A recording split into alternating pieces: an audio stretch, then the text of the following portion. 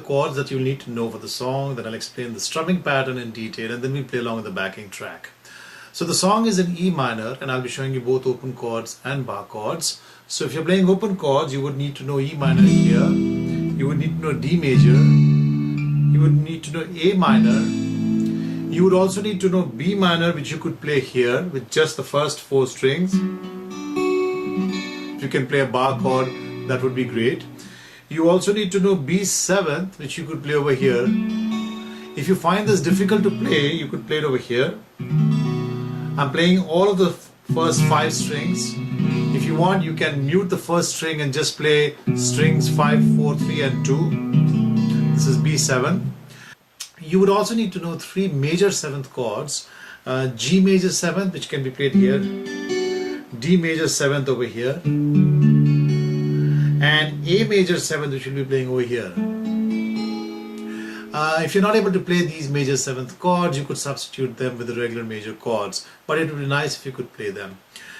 If you're playing bar chords, you will be playing them over here. E minor, D major, A minor, B minor, B7, A major 7 stays where it was. D major 7 you could continue to play here, or you could play it over here as well. And G major 7 will be playing here. You could play it here as well. So now let's check out the strumming pattern. This is really a 16-beat pattern, which I've shown before in other lessons as well. I'll show you all of the 16 beats in a moment, but let's try and keep it very simple initially. This is how it sounds in the track, and I'm going to play it very slowly, and then I'll count out the strokes for you. So down, up, down, up, down, down, down, up, down, up, down, down, down, up, down, up, down, down, down, up, down, up, down, down. Now if you can get your timing right, that would be great. If not, let me try and show you how you can learn the 16-beat pattern.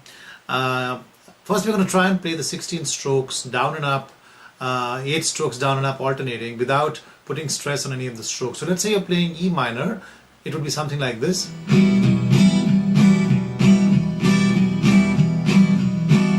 I just played 16 strokes, 8 down and 8 up alternating.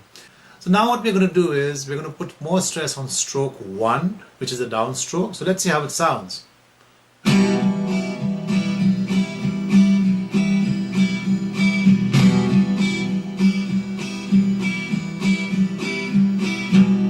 If you got that right, and the next step what we're going to do is we're going to add stress to another stroke, which is the 4th stroke, which is an up stroke. So it should be something like this.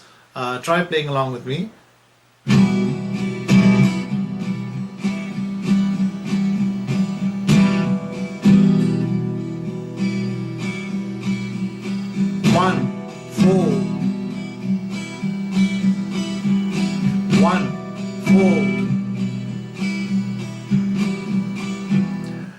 In the next step, we're going to put stress on stroke 7 as well, which is a down stroke. So I'm going to call out the numbers once again.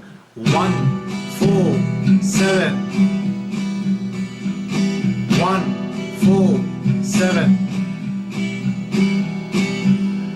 In the next step, we're going to put more stress on stroke 10 as well. So it will be 1, 4, 7 and 10. So 1, 4, 7, 10. 1, 4, 7, 10.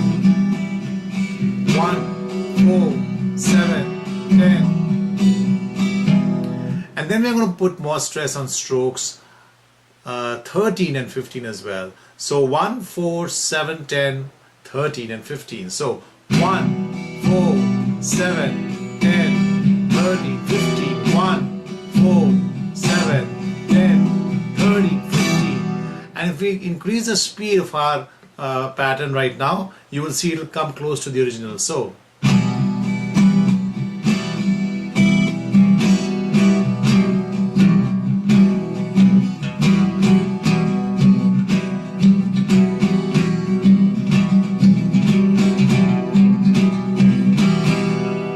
if If you can play this way, all of the 16 strokes, your overall strumming will improve a lot, and you'll be able to play other songs also equally better, because one of the fundamental rules in strumming guitar is to be able to make sure that your right hand moves down and up continuously. That can really help you in mastering a lot of other patterns. Now, before we go on to play along with the track, there is one more thing which you need to know. In this song, the pattern which we saw in the beginning, so that was, those are the 6 strokes. I'm going to call these 6 strokes out just to keep it simple, instead of calling them as 1, 4, 7, 10, 13, 15. Of these 6 strokes, throughout the song, pretty much the chords keep changing in the middle of that pattern. So it's not like you're going to play, so that's like playing E minor on all of those strokes. So what happens in the song is that when you're switching from E minor to D, you're going to switch it in the middle of this pattern. Let me show you how it sounds like, and then I'll play it for you very slowly. Once again. So that requires some fast changing, where you can see that the first 2 strokes, down and up, I'm playing on E minor, and the other 4 strokes, I'm playing on D minor. Similarly, when in the song it moves from A minor to B minor, it moves like this. Once again. So if you play this entire pattern from E minor to D to A minor to B minor, it will sound like this.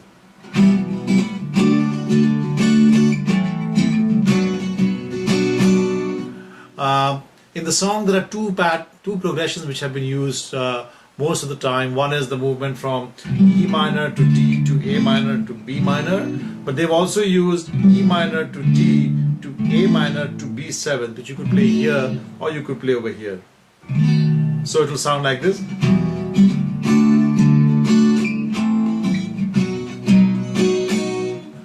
And if you're playing bar chords, you can add muting effects. It sounds something like this.